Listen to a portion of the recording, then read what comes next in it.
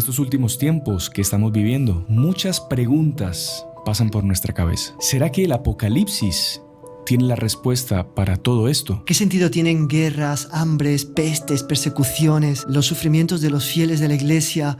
¿Será que estamos abandonados? Descubre los secretos del Apocalipsis. Te darán la llave de lectura para los acontecimientos actuales y te darán la fuerza para enfrentar a todo tipo de dragones, bestias, anticristos, con la certeza de que Jesús triunfará y que la mujer vestida de sol, la Virgen, aplastará la cabeza de la serpiente. En el programa de hoy, el Apocalipsis explicado. Acompáñanos hasta el final. Salve María, el podcast católico en español de los Heraldos del Evangelio.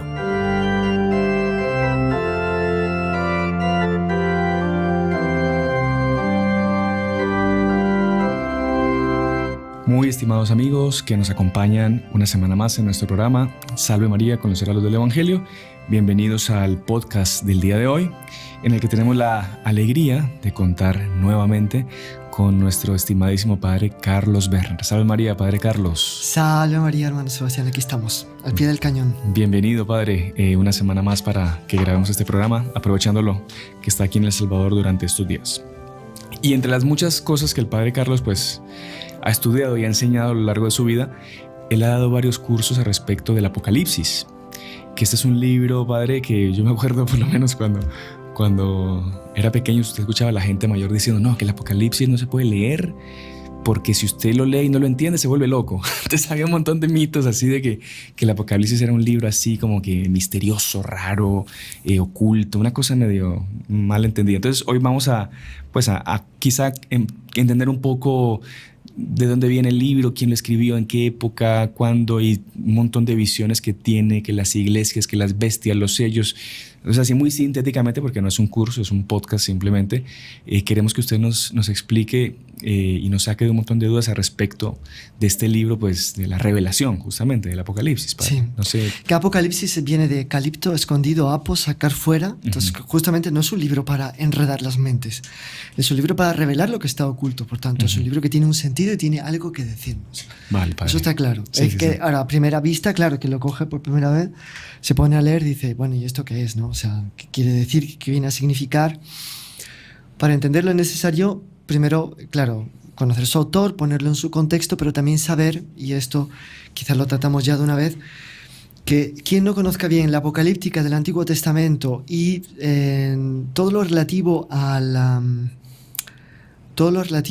éxodo del pueblo de Israel, las plagas de Egipto que Moisés les infligió, etc., no entiende bien este libro. Este libro, más de la mitad de sus versículos son casi que una adaptación de memoria de versículos del Antiguo Testamento. Qué curioso, interesante. Por tanto, es súper importante que la persona conozca la historia de Israel, la historia de la apocalíptica del Antiguo Testamento, lo que está en Ezequiel, lo que está en Daniel y así, para que un poco no se desubique, no se descoloque de lo que nos está queriendo decir este libro, ¿vale? Eso es un punto importante. Otro punto importante es que este libro es escrito en un momento en que el cristianismo empieza a sentir con fuerza la opresión de las garras de la persecución del Imperio Romano. El Imperio Romano empieza a intentar matar por asfixia al cristianismo, por tanto los cristianos se ven perseguidos, expropiados, martirizados. Ya probablemente ha sido la primera gran persecución de Roma, promovida probablemente por Nerón, sí, de la cual da testimonio Suetonio, un escritor cristiano del siglo V, si no me engaño. Persecución en la que muere San Pedro, en principio, sí, murieron San Pedro y San Pablo como sí, mártires allí. San Pedro que dice crucificado, sí. San Pablo decapitado porque era ciudadano romano. Pero, y por tanto, el cristianismo que nace con una gran vocación de ir al mundo entero, transformar todo el mundo, ser como una levadura que fermente en el buen sentido toda la masa del mundo y la transforme en un mundo de paz, en un mundo de bien, en un mundo de santidad, se ve tratado como una religión casi que terrificante. Hay todo tipo de calumnias contra el cristianismo, de canibalismo, sí, porque se habla de la Eucaristía, la gente no lo entiende, los acusan de caníbales y son vistos como monstruos, como enemigos del imperio, enemigos del Estado, en fin, un desastre. Y entonces, claro, la tentación que viene es de una religión que además pues tiene que rezar por el enemigo, aceptar la persecución y tal, una religión que va a ser destruida, va a ser arrasada. Claro. Que una gran acusación también es que quien se hace cristiano se hace un conejito, pierde el valor, pierde la fuerza, pierde la combatividad. Entonces este libro va a dar respuesta a todas esas inquietudes de los cristianos de aquel tiempo. Por tanto, es un libro que está escrito para el futuro, sí y no. Está escrito para aquel tiempo, para los cristianos de aquel tiempo en primer lugar. Pero es evidente que también se dice en el libro que va a dar luz a lo que va a acontecer después. Vale. Por tanto, también es una luz para los cristianos de todos los tiempos. Vale. Pero imprimis, en primer lugar, una luz para los cristianos de aquel tiempo. Y el autor, sobre el autor hay una pequeña dificultad, y es que los padres de la iglesia más antiguos que dan testimonio de la autoría de este libro son padres San Irineo, San Justo. Ellos hablan de Juan el Apóstol. San Juan Apóstol escribió el Apocalipsis. Incluso algunos defienden la hipótesis de que escribió el Apocalipsis antes de su evangelio. Qué curioso. Primero tuvo la visión del Apocalipsis, la escribió, después pidió gracias, luces a todos los miembros de las iglesias que estaban en unión con él, se recogió mucho y pasó algunos años escribiendo el Evangelio con las luces del Espíritu Santo para acordarse de los discursos, los dichos de Jesús, etc. Así que el Apocalipsis, por tanto, estaría antes del Evangelio de San Juan, porque algunos dicen, bueno, el Apocalipsis no puede ser de San Juan porque no coincide mucho con el Evangelio. Primero, no es verdad, coincide bastante con el Evangelio, hay bastante semejanza y bastante herencia juanina en el Apocalipsis, pero si vemos el Apocalipsis como un libro antecedente al Evangelio, hay como que el Apocalipsis sí que pone ciertas bases claras en la mente de San Juan para que después pueda escribir el Evangelio, como queda más lógico. Qué interesante esa cronología. Bien, entonces, por tanto, es un libro que está escrito para las iglesias de Éfeso, Esmirna, Pérgamo, Tiatira, Sardes, Filadelfia y la Odisea. Que eran comunidades cristianas de la época. Existentes. Y los mensajes que van a ver aquí en el Apocalipsis son súper claros para ellos. Porque no se le va a decir, hay que avisar lo que va a pasar, lo que es, o sea, lo que está pasando ahorita y lo que va a pasar después. Vale. Entonces, por tanto, bueno, ¿qué pasó? Los testimonios más antiguos sobre el autor del libro hacen referencia a San Juan Evangelista. Pero hay un obispo de Alejandría, Diosforo, yo no me acuerdo bien el nombre, que por la interpretación que algunos cristianos imprudentemente le estaban dando al libro, se asustó del libro y quiso colocarlo como apócrifo y no como canónico. Entonces él lanza la idea, no, San Juan no lo escribió, no lo puede haber escrito San Juan esto. Y a partir de ahí hasta hoy hay dos corrientes, los que sí afirman que San Juan lo escribió y los que afirman que San Juan no lo escribió. ¿Por qué nosotros sí creemos que San Juan lo escribió? Porque evidentemente este obispo, para desacreditar el libro, negó la autoridad de San Juan solo por eso. Los padres de la iglesia, sin embargo, son testigos. Algunos llegan a conocer a discípulos de San Juan o casi ellos mismos llegan a conocer a los apóstoles. Por tanto, son testigos muy cercanos de una tradición muy fresca y no van a engañarnos con eso. Y que, por otro lado, tiene toda la grandeza y todo el estilo de San Juan Evangelista. ¿De acuerdo? Sin lugar a duda. Y toda la teología sacerdotal que subyace mucho en el Evangelio de San Juan y que aquí está, si usted lo quiere, hasta más claro.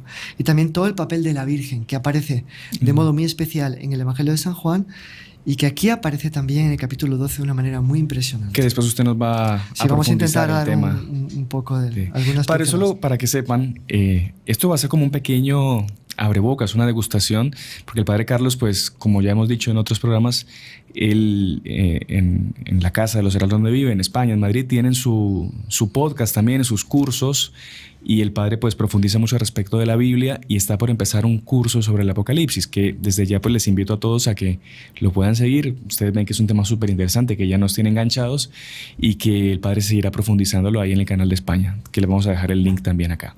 Padre, perdón ahí por la interrupción, la propaganda. Bueno, entonces me parece que podemos ir directo al tema, tal vez escogiendo así casi que a voleo algunos trechos, pero empezando por el principio, claro, parece fundamental.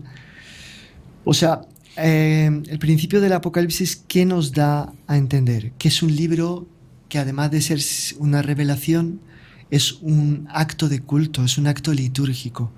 Todo el Apocalipsis nos presenta el cielo como una liturgia bellísima, eterna, y nos presenta a la tierra como un participante de esa liturgia. Pero no solo como quien asiste, sino como que también es protagonista. A las tantas vamos a ver que las oraciones de los santos son presentadas en el altar del cielo y ahí se desencadenan una serie de acontecimientos que van a tocar a los impíos, a los hijos de las tinieblas, porque justamente los cristianos están siendo oprimidos. Entonces dice, bueno, y entonces dice, no, vuestra sangre se va a presentar a Dios y Dios va a intervenir para punir a los que os persiguen. De hecho, el imperio romano quedó para atrás, quedan ruinas, la iglesia continuó. O sea, hubo una victoria efectiva de la iglesia sobre el imperio romano. El imperio romano morir mundo, sí. y ella continúa hasta nuestros días. ¿Cómo sabemos que es litúrgico? Por la introducción y la conclusión son litúrgicas. Entonces,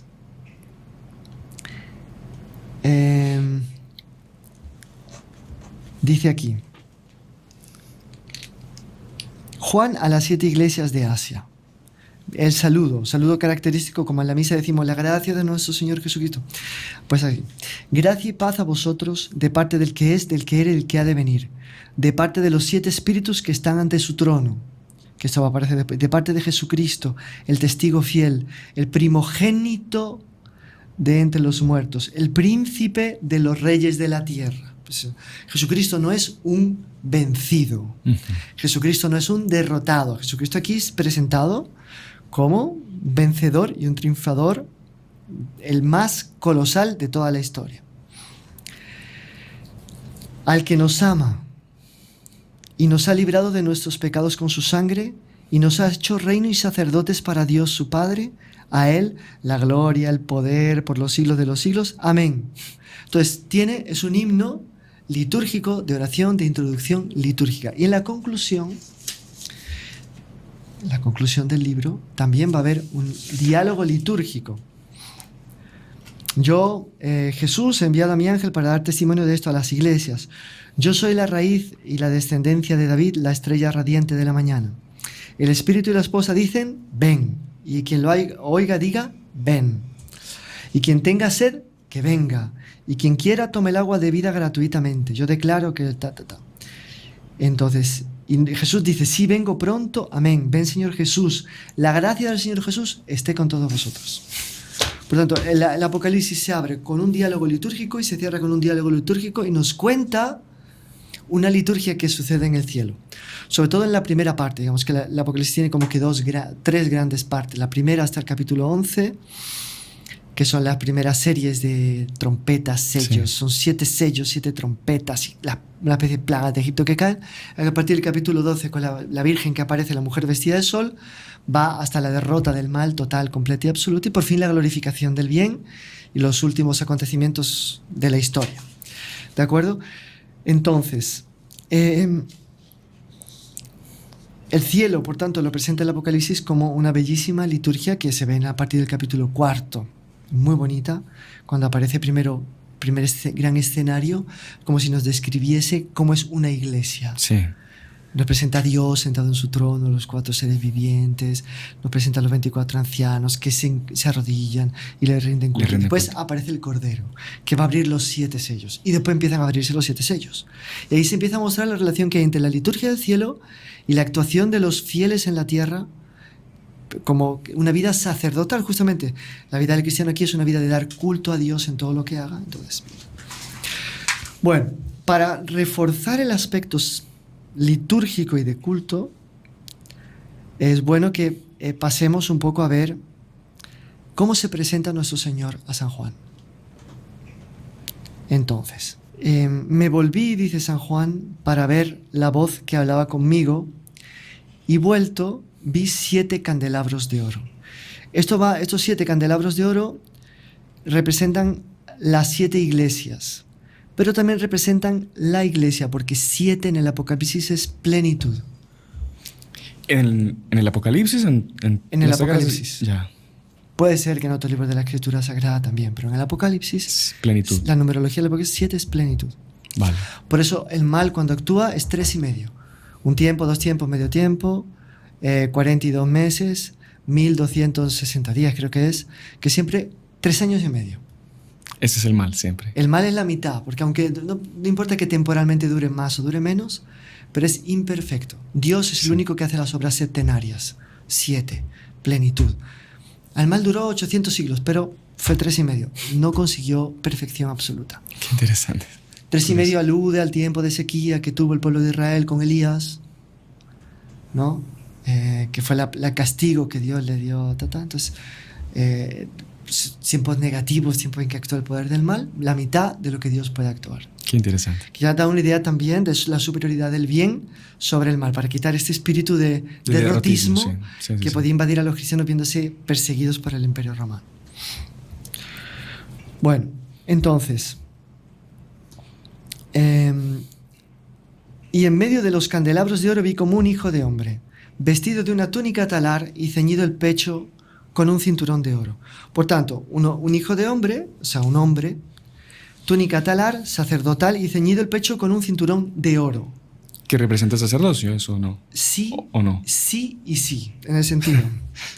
Sí representa el sacerdocio, pero sí representa un sacerdocio superior al del Antiguo Testamento. Okay. Porque el cinturón de los sacerdotes en el Antiguo Testamento era de color carmesí o escarlata o violáceo, y este parece de oro, como para decirnos que el sacerdocio que está siendo representado es muy superior al anterior, porque el oro es el color de la máxima expresión de la perfección. Por tanto, es un sacerdocio mejor que el anterior. Y aquí uno ve que retoma la tradición de la Epístola a los Hebreos, donde se nos presenta a Jesús como el sumo sacerdote de una alianza mejor, porque la primera alianza terminó en la tierra prometida, la segunda alianza termina en el cielo, ¿no? Entonces, por eso, con cinturón de oro. Y dice, su cabeza y sus cabellos eran blancos como la lana blanca, como la nieve.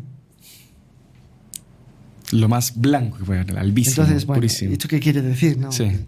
Entonces, el blanco de la cabeza significa el resplandor de la luz que vieron en el Tabor. La transfiguración. En la transfiguración. Es Cristo se manifiesta glorioso a máximo punto.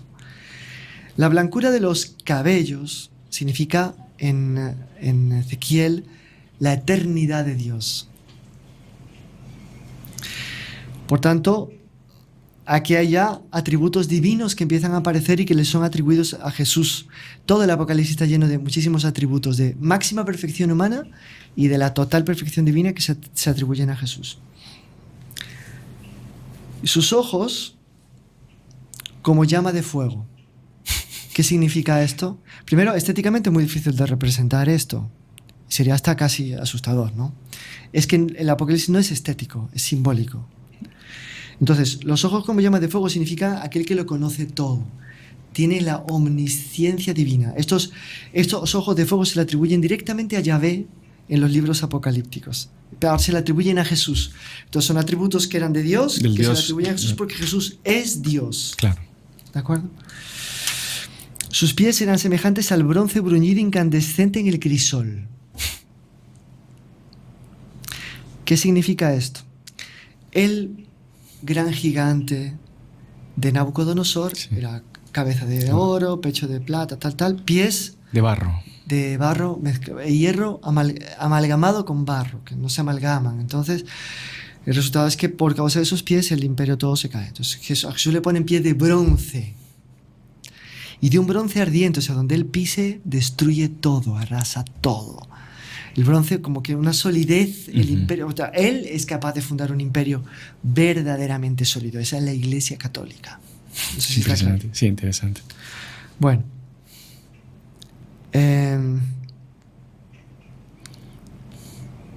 Su voz como el rumor de muchas aguas. Idem. Cuando describen a Yahvé los libros apocalípticos, cuando habla Yahvé, es el ruido de muchas aguas, una gran catarata, así, como Foz de Iguazú. Tenía en su mano derecha 7 estrellas. Las 7 estrellas son los 7 obispos o los 7 ángeles de las iglesias. Por tanto, Él es el Señor de la iglesia. Pero las tiene en su mano derecha, por tanto las cuida con su mejor cuidado.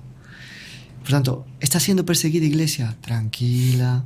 Jesús te tiene en la mano derecha, sí. que es una mano todopoderosa.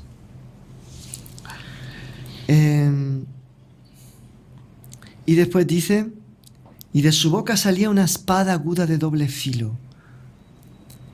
Su rostro era como el sol cuando brilla en su apogeo. Aquí retoma el brillo, el esplendor del rostro, de la grandeza.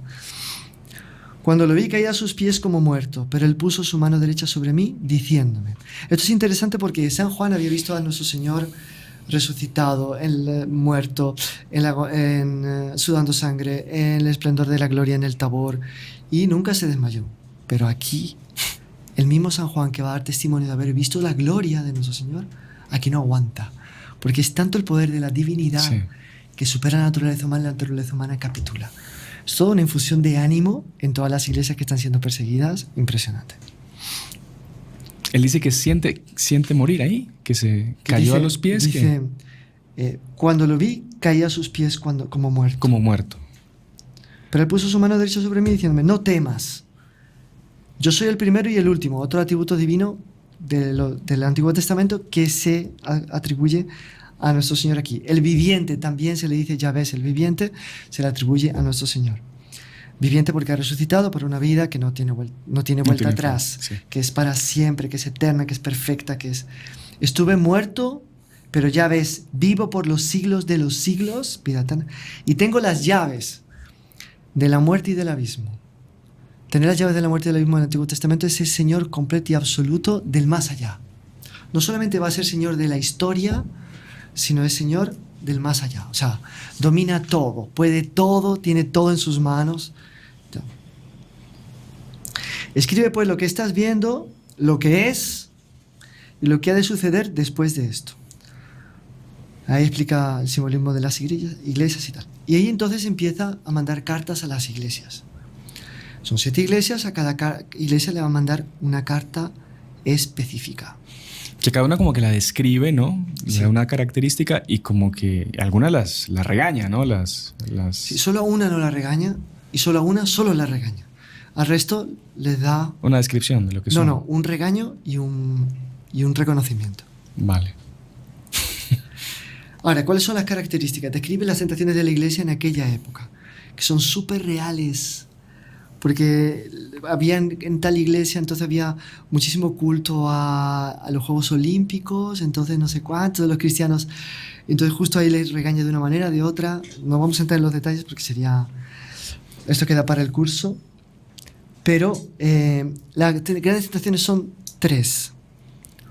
Directamente apostatar, o sea, idolatrar, o ser eclépticos, intentar darle un poquito de culto a Dios y un poquito de culto a los dioses.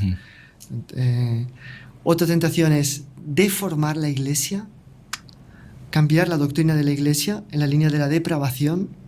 Esto lo va a denunciar mucho también San Pedro en su epístola, en sus epístolas. Y después, la tercera tentación es disminuir el amor, que es la tentación de la iglesia de Éfeso. ¿De qué amor estamos hablando? En todo este libro, el amor aquí es el amor esponsal entre Dios y su pueblo, el libro de Oseas, el cántico de los cánticos, amor esponsal por el cual Dios quiere desposar a su pueblo, quiere hacer a su pueblo como su esposa. Solo. Como si fueran uno solo. Como si fuesen para unirla a Él y hacer uno solo. Y el triunfo del Cordero es los esponsales. Entonces, cuando se habla de amor aquí, es que ese cariño inicial, ese enamoramiento por nuestro Señor, disminuye y queda el soporte doctrinal, tal, pero se apaga el fervor del amor. Por eso al inicio Él va a llamar la atención al que nos amó, al que dio su vida por nosotros. Gloria, ¿por qué? Porque ese amor esponsal de la iglesia que le retribuye a nuestro Señor por el hecho que un Señor se sacrificó por ella. Entonces, como San Pablo dice, ¿no?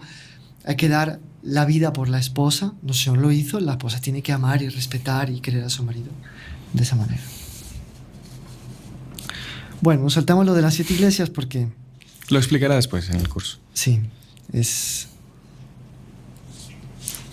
muy bonito, pero Son dos capítulos más o menos dedicados exactamente a eso. Y bueno, están los premios. Él siempre habla del vencedor. Al vencedor le haré columna en el templo de mi Dios. Nunca más saldrá fuera. Escribiré sobre él el nombre de mi Dios, el nombre de la ciudad de mi Dios, la nueva Jerusalén, que desciende del cielo junto a mi Dios, y mi nombre nuevo. Entonces parece un misterio. Tiene explicación, todo tiene explicación. Bueno. Y después llegamos al capítulo 4. Y el capítulo 4 y el capítulo 5 son lo que en francés sería dicho una mise en scène, una puesta en escena de lo que es el lugar del culto, el altar en torno al cual se va a hacer todo este culto del Apocalipsis. Es súper interesante. Entonces, después de esto, miré y vi una puerta abierta en el cielo. O sea, después de dirigirse a las iglesias, el Señor les dice que si no se arrepienten, Él va a venir para... Y aquella primera voz, como de trompeta, que oí hablando conmigo, ese es el ángel que le anuncia Decía, sube aquí, te mostraré lo que tiene que suceder después de esto. Después de esto quiere decir, después de que estas iglesias sean purificadas con la aprobación. Enseguida fui arrebatado en espíritu, vi un trono puesto en el cielo y sobre el trono uno sentado. Esta es la única explicación que da de Dios. Sobre el trono uno sentado.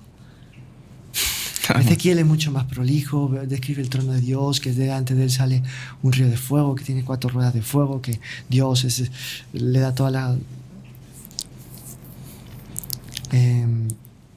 como que una descripción humana, digamos, sí, antropomórfica, sí. Pero antropomórfica. Pero bueno, aquí San Juan, digamos, añade una descripción esa de Dios también. Y alrededor del trono había 24 tronos, y sobre los 24 tronos, 24 ancianos sentados con vestiduras blancas y corona de oro sobre sus cabezas. ¿Y quiénes son esos 24 ancianos, padre? Bueno, hay todo tipo de interpretaciones, pero se cree que ellos simbolizan todo el Antiguo y el Nuevo Testamento, las 12 tribus de Judá y los 12 apóstoles. No es que sean ellos individualmente. Una representación de ellos. Como que el Antiguo Testamento está más o menos simbólicamente representado por 12, las 12 tribus de Israel. Y el Nuevo Testamento, los 12 apóstoles del Cordero. Entonces, 12 más 12, 24. Está toda la historia de la salvación reunida en torno a aquel trono. Vale, perfecto. Llevan túnicas blancas, porque la túnica blanca es la túnica del vencedor. Acordémonos que las legiones romanas, cuando llegaban a Roma, después de haber vencido una campaña militar, tenían que dejar las armas en su campamento y desfilaban en Roma con una túnica blanca y una palma en la mano, porque no querían que aprovechasen, estando armados, de dar un golpe de estado y poner a su general de emperador y matar al emperador reinante. Entonces... todo calculado. Entonces, las túnicas blancas eran como que símbolo de la victoria. Y la corona porque han sido hechos reyes. Interesante. Reyes de la historia porque han vencido. Del trono salen relámpagos, voces y truenos como en el Sinaí. Entonces, en el Sinaí, cuando Moisés sube, la manifestación de Dios es esa. Y 7 lámparas de fuego están ardiendo delante del trono, que son los 7 espíritus de Dios. ¿Esto qué significa? Al Espíritu Santo. Porque, mismo, la plenitud del Espíritu de Dios está en el trono de Dios, el Espíritu Santo. De esa plenitud recibimos gracia a nosotros. Pero ahí está pleno, 7 pleno. Lo que diversifica en 7 no son que 7 espíritus diferentes, sino en la plenitud del Espíritu. Entonces, muy trinitario también en el Apocalipsis. Está Dios sentado en el trono, el Espíritu, y ahí va a aparecer después el Cordero, que es el Hijo. Entonces ya se completa la Trinidad, por así decirlo. Bueno, entonces después aparecen 4 vivientes. En medio del trono y a su alrededor, como puedes imaginarse algo en medio de un trono y alrededor del trono, porque es que tiene una simbología bivalente. En medio del trono, porque simbolizan algo de Dios. Alrededor, porque simbolizan algo de la creación de Dios. Y son 4 porque el número 4 es el número de la creación. ¿Ah, sí? Sí, en el Apocalipsis es el número de la creación. Muy ¿vale? interesante, un montón de cosas que... Entonces, Ni idea. por los 4 puntos cardinales y tantos otros significados del número 4. A ver, los 4 grandes elementos que ellos consideraban, ¿no? El aire, el fuego, el agua y la tierra. Así va. Mucho número 4, número que consolida la creación. Entonces, estos seres vivientes son muy simbólicos, pero si los representamos estéticamente, un poco asustadores. Entonces, eran seres vivientes llenos de ojos por delante y por detrás. Esto va a tener toda una doble simbología. Claro. Vamos a enunciarlo todo y lo podemos explicar. El primer viviente era semejante a un león, el segundo a un toro, el tercero tenía cara como de hombre, el cuarto viviente era semejante a un águila en vuelo. Esta águila va a aparecer de nuevo para anunciar la caída de Babilonia. Vale. Y se va a decir que la Virgen va a recibir las alas de la gran águila. Entonces, todo esto es interesante guardarlo porque después vamos a entenderlo y tal. Los 4 vivientes, cada uno con 6 alas. Aquí hace referencia a los serafines, que cantan la gloria de Dios, que son ardientes, que están siempre presentes. Estaban llenos de ojos por fuera y por dentro. Día y noche cantan sin pausa. Santo, santo, santo es el Señor, el Todopoderoso, el que era, el que es y el que ha de venir. También vamos a explicar esto. Bueno, y ahí paramos un poco para entender quiénes son estos 4 seres vivientes. Entonces, en cuanto que representan a Dios en cuanto que Él es capaz de crear. Y que todo lo que Él crea es para su gloria. Por eso tienen tantos ojos. Porque ven la gloria de Dios. Después la van a manifestar con su boca, pero son capaces de captar toda la gloria de Dios. Son todos hechos para conocer la gloria de Dios y darle gloria a Dios. Qué interesante. Entonces, ese atributo es como que, en cuanto que están en medio del trono, simbolizan el poder creador de Dios, en cuanto que están alrededor del trono, la creación de Dios. ¿Por qué el primer creyente, el primer viviente, perdón, era semejante a un león, el segundo un toro, hombre y águila? Son las 4 características del poder de Dios que se reflejan en la creación. León, la nobleza, la grandeza. El toro, la fuerza. El hombre, la sabiduría.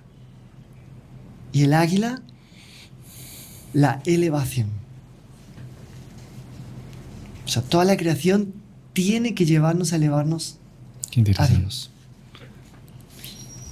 Esto después se va a tomar para aplicárselo. Esto también está en los libros apocalípticos del Antiguo Testamento y se va a tomar para... Hay 2 interpretaciones, una de San Jerónimo y otra de otro padre de la Iglesia, para aplicárselo a los evangelistas. Sí. Entonces va a quedar en... San Lucas, el león, ¿no? Sí. San Juan, el águila. San Juan, el águila. San Mateo, creo. El toro. No, San Mateo, San Lucas, el hombre. Bueno, no me acuerdo bien. O sea, San Marcos, el león. El león. San Lucas, el toro, creo, ¿no? ¿El toro o el hombre? San Juan, el águila. San Juan, el águila. Perdón, padre. En fin, se aplica a los evangelistas. Sí. Después, en el curso con las anotaciones queda más fácil de verlo. Más se aplica un poco así, de forma mística aleatoria. No es que... dividir esas 4 características entre los 4 evangelistas. Vale, sí. Por eso el águila está en vuelo. Porque la creación eleva. Las alas de los seres vivientes. Perdón. Las 6 alas. Las 6 alas de los 4 vivientes, ellas que están llenas de ojos por dentro y por fuera. Las alas son un atributo mucho más espiritual. Entonces, por tanto, quiere decir que toda la creación tiene un mensaje muy espiritual, muy teológico que darnos. Y después cantan día y noche sin cesar. O sea, toda la creación está hecha para la gloria de Dios. Para Dios, claro. Y canta sin cesar, santo, santo es el Señor Todopoderoso. El que era, el que es y el que ha de venir. ¿Qué significa esto? Es que cuando nuestro Señor en el Antiguo Testamento dijo que era Yahvé, o sea, que era el que es, en realidad está usando un tiempo de futuro perfecto profético. Como se decía Futuro. antiguamente, toma tu tomate. Sí. Quiere decir, es bastante difícil de entender. Es como que el judío imaginando Dios hablando él fuera del tiempo. Entonces, yo soy el que soy, es decir, yo soy el que ha sido siempre, el que soy ahora y el que voy a ser. Solo que en el Apocalipsis ya como que se traduce al griego esto de forma completa, no solo yo soy el que soy, sino yo soy el que era, el que soy y el que seré. Pero en vez de decir que seré, el que ha de venir. Si ha de venir, ha de ser. Sí, claro, claro. ¿Por qué se coloca ha de venir? Diciendo, la historia no está abandonada a la casualidad ni al capricho de acontecimientos que se subsiguen sin un sentido. Uh-huh. Dios interviene en la historia. Dios va a venir. Jesús viene. Entonces, confianza. ¿De acuerdo? Interesante, sí. Y aquí vienen los actos litúrgicos y los 24 ancianos se postran y ponen las coronas ante el trono y cantan un himno litúrgico. Hay muchísimos himnos litúrgicos en el Apocalipsis. Esta es la primera escena. O sea que San Juan ve el trono, los vivientes. Es una verdadera escena litúrgica. Un altar, es una misa, una catedral extraordinaria. Segunda escena, que es el altar que se completa ahora con la presencia del Cordero. Entonces, vi en la mano derecha del que está sentado en el trono un libro escrito por dentro y por fuera y sellado con 7 sellos. Esta es la historia. Eso también es un libro profético histórico. Da una luz sobre por qué acontecen las cosas en la historia. Y vi a un ángel poderoso que pregonaba en alta voz: ¿quién es digno de abrir el libro y desatar sus sellos? Y nadie, ni en el cielo, ni en la tierra, ni debajo de la tierra, podía abrir el libro ni mirarlo. Entonces, este drama así. Entonces, yo lloraba mucho, porque no se había encontrado a nadie digno de abrir el libro y de mirarlo. Pero uno de los ancianos, uno de los 24 ancianos, me dijo: deja de llorar, pues ha vencido el león de la tribu de Judá. Es uno de los títulos cristológicos del Apocalipsis. Se puede hacer una letanía solo con los títulos tan lindos que el Apocalipsis le da a Jesús. Claro que el Cordero es lo más importante, pero es un Cordero muy singular porque aparece irado y como con fuerza de destrucción. Es un Cordero así singular.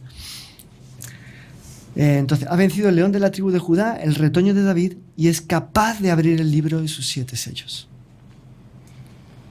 Y vi en medio del trono, o sea, es Dios, y de los 4 vivientes, y en medio de los ancianos, a un cordero de pie como degollado. Está con la estigma de la muerte, pero está vivo. Tenía 7 cuernos, aquí vemos 7 cuernos, y 7 ojos, que son los 7 espíritus de Dios enviados a toda la tierra. O sea, ya el Espíritu Santo no aparece en 7 lámparas de fuego alrededor de Dios, aparece en el Cordero. En los cuernos y en los ojos. Los 7 cuernos y los 7 ojos representan al Espíritu simbolizan Santo. al Espíritu Santo. Porque en el Apocalipsis los cuernos van a tener las bestias también van a aparecer con cuernos, que es poder. Uh-huh. Plenitud del poder, plenitud del conocimiento.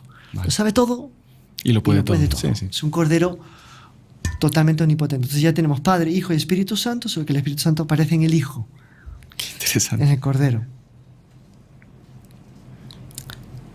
Se acercó para recibir el libro de la mano derecha del que está sentado en el trono, pero había aparecido en medio del trono.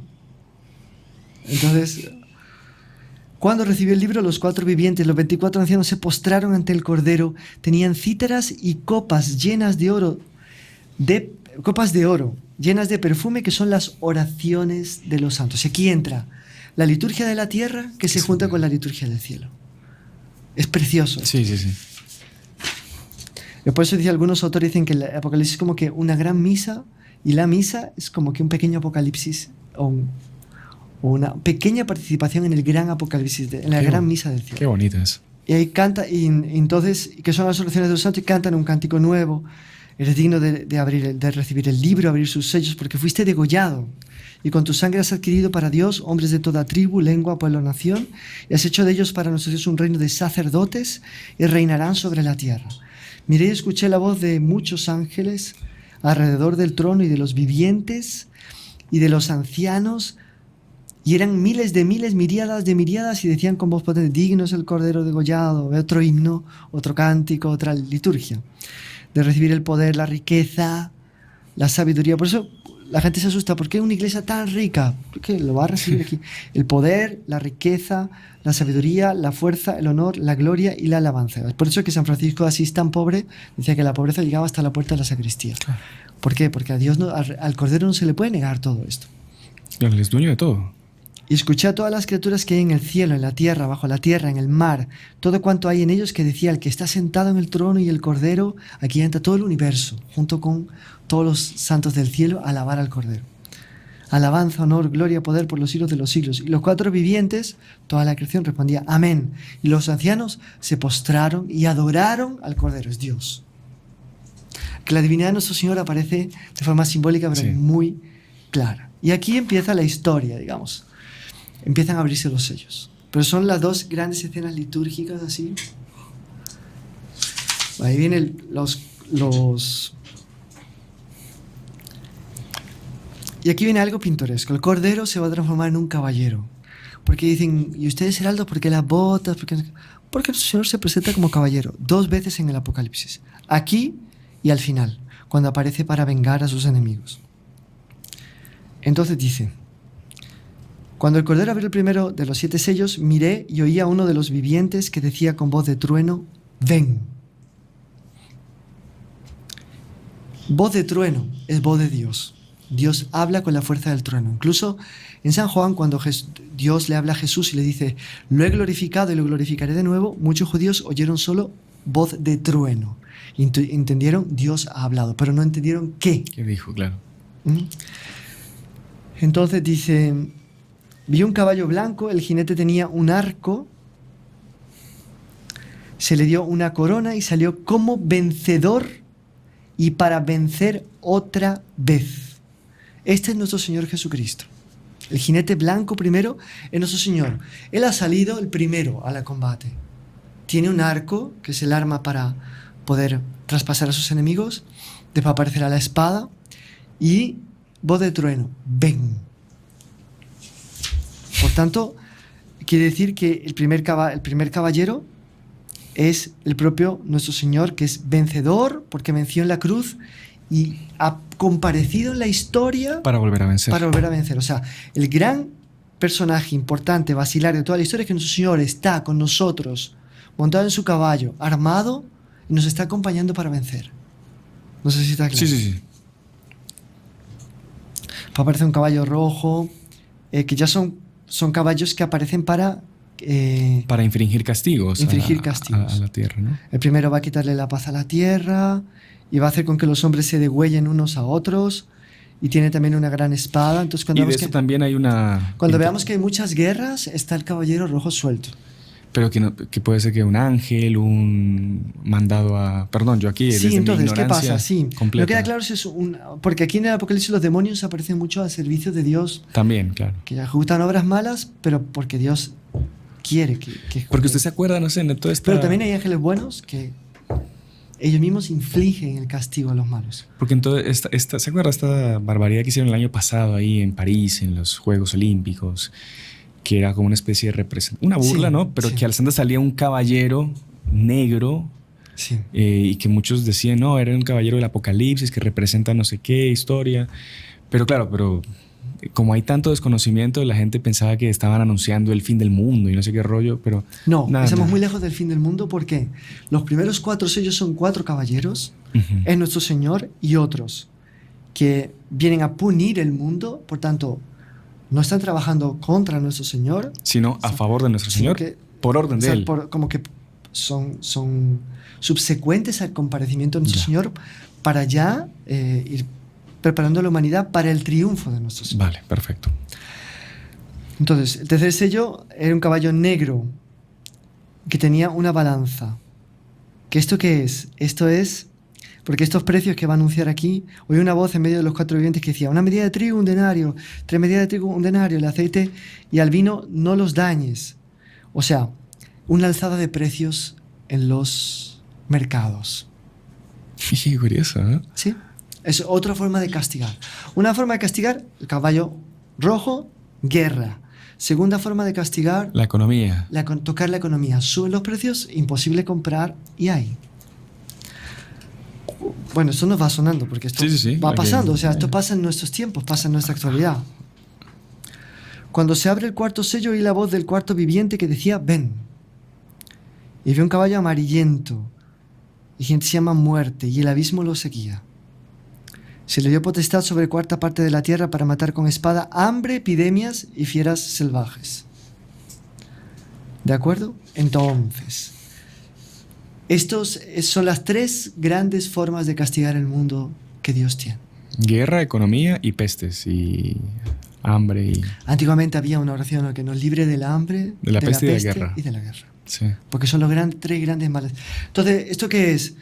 Es para que nos darnos la arquitectonía con la cual, o sea, el modo, el método con el cual Dios trata al hombre conforme él corresponde a la gracia o no en la historia. Entonces, el Señor sale a combatir y salen los otros caballeros ya a punir la tierra a partir del momento que él ya salió al combate.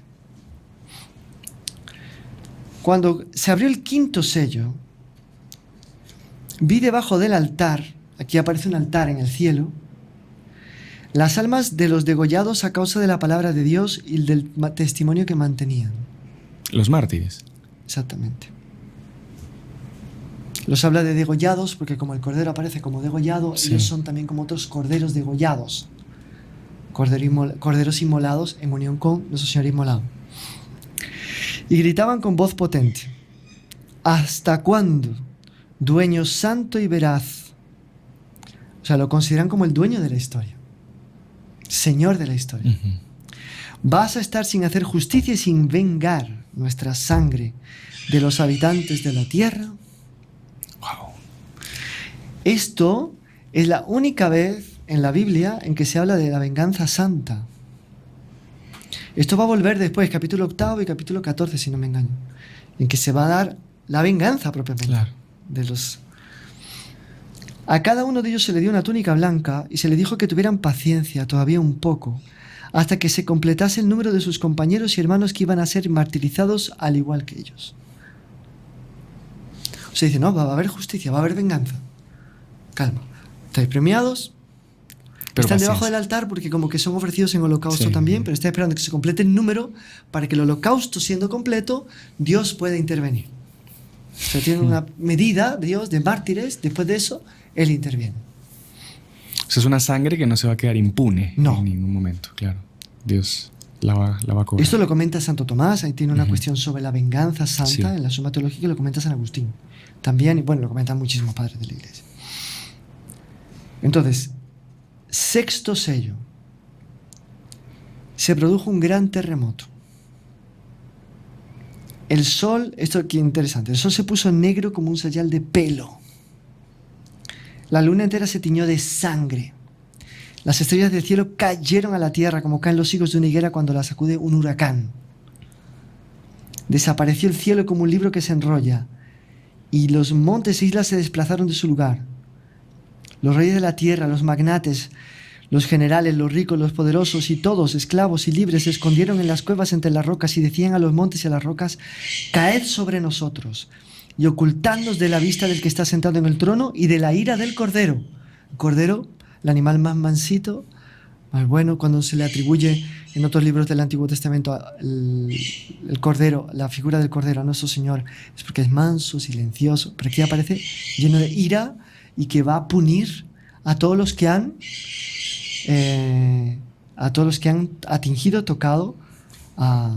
Ahora, pero los propios señores de la tierra y estos, ellos piden para ser muertos. Dice, porque tienen miedo de la ira del cordero, prefieren la muerte a caer en manos de la ira del cordero. Ah, ¿Por qué? Porque aquí se quiere significar que la muerte corporal es nada en comparación con el Comparación, castigo eterno de la segunda muerte. Porque en Vale, el Apocalipsis hay una primera muerte sí. y una segunda muerte. ¿Por qué se habla del sol, la luna y las estrellas? Eso se puede interpretar como realmente un fenómeno cósmico. La aparición de la Virgen de Fátima nos da idea de que esto puede suceder, porque el milagro del sol fue un fenómeno cósmico impresionantísimo. Pero también el sol, la luna y las estrellas, acordémonos, están en Génesis, sueño de José, el hijo de Israel, hermano de los 11 otros hijos de Israel, con varias esposas, y la luna, que representaba la madre. Ujú. Entonces, él vio que el sol, la luna y las estrellas le prestaban reverencia a él. Entonces, el sol, la luna y las estrellas representan la sociedad. El sol, el poder paterno, la luna, el poder materno, y las estrellas, la multitud de los hijos, digamos así. Esto va a aparecer en la Virgen vestida de sol, con la luna bajo los pies, las estrellas que le hacen corona de nuevo. Van a aparecer estas figuras del sol, las estrellas y la luna diversas veces. Entonces, el sol oscurecido quiere decir se acabó la autoridad de los que supuestamente tenían autoridad pero eran malos. La luna ensangrentada, se acabó la vida, ellas dan la vida, se acabó la vida. Las estrellas que caen, el derrumbe total de la sociedad. Ay, qué bárbaro. Eso es como una previsión de un colapso de una época histórica, de una sociedad. ¿De acuerdo? Que un colapso que es causado por Dios. Causado ya por Dios. Por tanto, esta es la preparación para el día de la ira del Cordero que está llegando. Y el séptimo sello es que llegan... bueno, todavía falta para el séptimo sello, pero bueno. Que aparecen 4 ángeles, tal, no sé cuánto. Y finalmente se abre el séptimo sello. Y entonces en el cielo hay un silencio de media hora. ¿Qué tiempo? O sea, media hora... Esto es misterioso, lo he buscado en muchísimos libros, media hora, porque no hay ninguna referencia anterior en la Sagrada Escritura de media hora. Entonces esta media hora parece que es como para solemnizar el silencio, un silencio prolongado, largo. Entonces que da una idea de un suspense gigantesco por todo lo que va a acontecer, para solemnizar lo que va a pasar después. Entonces, aquí, ¿qué pasa? Que empieza el ciclo de las 7 trompetas. 7 ángeles, 7 trompetas. El séptimo sello da lugar a 7 ángeles con 7 trompetas que tocan. Y aquí más o menos son las plagas de Egipto adaptadas de otra manera, que tienen sus matices que después, cuando se explique el libro paso por paso, se profundizará. Y estos siempre son castigos contra los malos. Esto no es...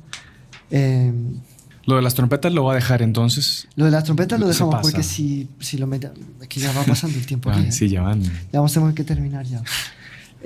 Bueno, lo de las trompetas lo dejamos pasar. Y dice aquí: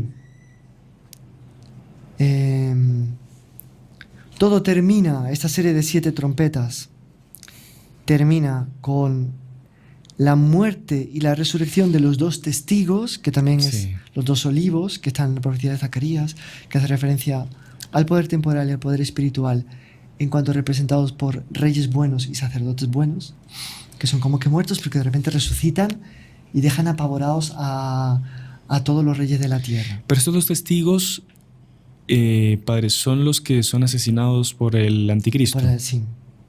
Después. Pero, ¿y se sabe quiénes son? Los que dicen los comentaristas. Estos 2 testigos son como que 2 profetas que durante los tiempos del mal se mantienen combatiendo al mal. Pero eso de que eran Elías... Y que son indestructibles hasta que... Porque sale un fuego de su boca que devora a sus enemigos. Si alguien quiere hacerles daño, mueren quemados. Esos tienen poder de cerrar el cielo para que no caiga lluvia. Por eso se dice que es Elías. Sí, digamos. Pero se le atribuye el poder de Elías, mas no tiene por qué ser Elías. Tienen poder sobre las aguas para convertirlas en sangre, como Moisés, para ir a la tierra con toda clase de plagas. Cuando hayan terminado sus testimonios, la bestia que sube del abismo les hará guerra, los vencerá y los matará. Aparece la bestia, que después va a aparecer con más detalle más adelante. Y sus cadáveres yacerán en la plaza de la gran ciudad que se llama espiritualmente Sodoma y Egipto, donde también su Señor fue crucificado. O sea, como que así como el Señor murió, ellos aparentemente mueren, fracasa el bien totalmente. Y ahí todo el mal es un aquelarre de festejos y tal, no sé cuánto, durante 3 días y medio. Y los habitantes de la tierra se alegran por ellos, se envían regalos unos a otros, pero después de 3 días y medio un espíritu de vida procedente de Dios entra en ellos, se ponen de pie y un gran temor cayó sobre quienes los contemplaban. Oyeron una gran voz del cielo que se decía: subid aquí, y subieron al cielo en una nube y sus enemigos quedaron mirándolos. En aquel momento sobrevino un gran terremoto La 10ª parte de la ciudad se derrumbó y 7.000 personas, una plenitud, murieron por el terremoto y los supervivientes quedaron aterrorizados y dieron gloria a Dios. No les quedaba otra, ¿no? Entonces aquí va y termina con un himno. Los 24 ancianos cantan un himno que llegó el tiempo de que les des el galardón a tus siervos los profetas, a los santos, a los que temen tu nombre, a los pequeños y a los grandes, y de arruinar a los que arruinaron la tierra. Así termina la 7ª trompeta, el 7º sello. Entonces, y ahí como que hay en el Apocalipsis algo misterioso por la cual todo vuelve a empezar. O sea, San Juan nos ha contado la historia hasta aquí, y en este momento, fin del capítulo 11, inicio del capítulo 12, volvemos a comenzar desde el principio casi, pero de otro aspecto, que es teniendo en el centro de la historia a la Santísima Virgen María. Qué interesante. O sea, hasta ahora han sido los mártires un poco el leitmotiv, ¿no? O sea, los mártires, su sangre que sube, que baja, que entonces, a partir del momento que se completa el número, tocan los sellos y tocando las trompetas, los malos son castigados, punidos, con las plagas de Egipto, el mal es humillado, pero todavía no se ha completado la obra. Falta algo para que se complete la obra y en ese momento parece que volvemos a empezar, pero con la Virgen. Apareció una señal en el cielo, se abrió en el cielo el santuario de Dios y apareció en su santuario el arca de la alianza. Y hubo relámpagos y voces y truenos y una fuerte granizada. Es como Apocalipsis versión 2. Interesantísimo eso. Algunos exégetas dicen que esto debía hacer parte del capítulo 12. Está el fin del capítulo 11, pero debía estar en el capítulo 12. ¿Por qué? Porque esa arca de la alianza es la Virgen. Uh-huh. El arca de la alianza tenemos que acordarnos que cuando Moisés hace la tienda de la reunión y ese pequeño templo móvil, digamos, que tenían los judíos, dice, hazlo conforme a lo que viste del cielo. Entonces aquí se nos está revelando cómo es el templo del cielo. Entonces aparece el arca del cielo. ¿Quién es el arca del cielo? Un gran signo apareció en el cielo, una mujer vestida del sol con la luna bajo sus pies y una corona de 12 estrellas sobre su cabeza. Y ahí va. Y esto lo dejamos para el curso. Para el curso. A partir del momento en que la Virgen, mediante San Miguel, vence al demonio, el demonio cae en la tierra, empiezan a aparecer las bestias que salen del mar. El mar es símbolo de la muerte. Por eso en el cielo no va a haber mar. ¿Ah, sí? Simbólicamente. Porque al mar iban a parar todos los muertos y el mar como que era una tumba de la vida. Qué curioso. Sí. Que tenía 10 cuernos, 7 cabezas, llevaba los 10 cuernos y diademas, y bueno, todo esto tiene una explicación. Entonces que pantera, con patas de oso, fauces de león, el dragón le da su poder, bueno, tal. Y aparece una segunda bestia, que es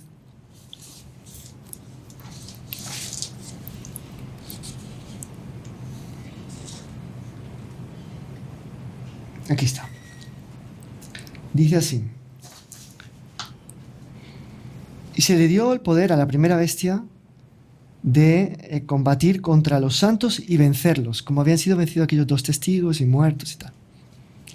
Y se le dio autoridad sobre toda raza, pueblo, lengua y nación. O sea, conquista el imperio del mundo.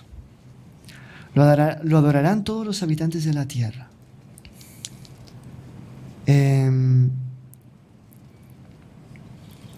Cuyos nombres no estén escritos en el libro de la vida del Cordero degollado. Eso también en el Apocalipsis está. El libro de la vida del Cordero degollado, donde están los nombres de los bienaventurados, y hay un ángel también que va a marcar en la frente a los bienaventurados. Y está la marca de la bestia, y no hay un libro propiamente de la bestia, sino que los que tienen la marca de la bestia van todos al infierno. No, como que no hay un intermedio. O tienes la marca de la bestia, o tienes la marca del Cordero. Claro. Y vi otra bestia que salía de la tierra. Eso es súper interesante. Tenía 2 cuernos de cordero. Es la única vez que la palabra cordero se usa para atribuirla al mal en el Apocalipsis. Pero hablaba como un dragón. O sea, este es el anticristo, el falso profeta, la antirreligión. Es la infiltración dentro de la Iglesia Católica que intenta que los cristianos se desvíen de la verdadera religión católica y se arrodillen delante del mundo. O sea, todos los católicos van a tener que luchar contra la bestia, que es el mundo, y la falsa bestia, que son los cristianos infiltrados que miran a la bestia con simpatía y quieren llevar a los cristianos que están adheridos a Cristo a capitular delante de la bestia. Entendido. Da una clave también para entender lo que siempre va a pasar en el arianismo, pues no sé cuánto, después el modernismo, después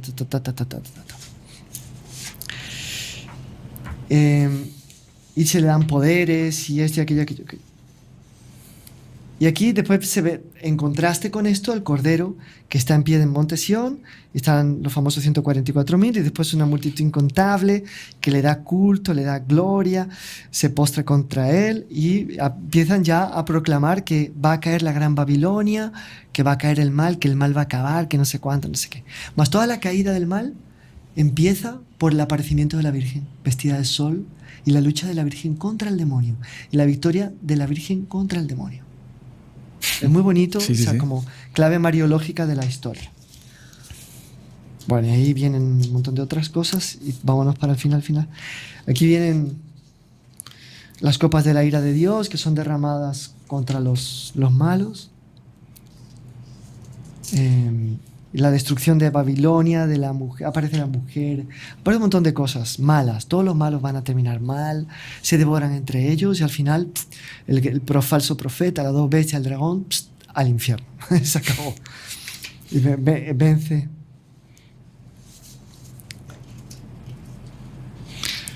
Y finalmente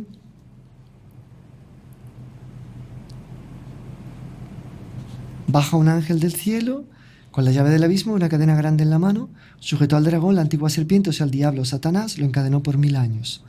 Y aquí viene toda la famosa discusión de estos 1000 años, que el Señor viene a reinar con sus santos. ¿Qué significa? En la tierra. O sea, un cierto triunfo del imperio de nuestro Señor Jesucristo aquí. Digamos que el periodo de la cristiandad medieval fue un periodo de triunfo de nuestro Señor, claramente. Y nosotros esperamos el reino de María como otro periodo de triunfo. Claro. Claramente. Si no se interpreta al pie de la letra, sino de forma... Si no será como una especie de fracaso de Dios en la creación, que al contrario. Tuvo que destruirla porque... en fin. Al final aparece como es el cielo, la Jerusalén del cielo, entonces... Toda la descripción de la esposa. Y finalmente viene la esposa licio de nuestro Señor con ella. Las bodas del Cordero. Las bodas del Cordero. Todo como son las puertas, todo tiene un simbolismo, en fin. Termina con esa boda del Cordero, con la iglesia que está vestida toda de blanco, resplandeciente, túnica de la victoria, pues son las buenas obras de los bienaventurados. Y dice que los bienaventurados verán el rostro de Dios, que el nombre de Dios estará en sus frentes, o sea que ellos conocerán a Dios, que ya no habrá noche ni necesidad de luz, porque el Señor Dios los iluminará y reinarán por los siglos de los siglos. Entonces, mira, yo vengo pronto y traeré mi recompensa vengo pronto, es el Dios que ha de venir, vengo pronto, para dar a cada uno según sus obras. Yo soy el alfa y el omega, el principio y el fin, el primero y el último. Bienaventurados los que lavan sus vestiduras para tener acceso al árbol de la vida y poder entrar por las puertas de la ciudad.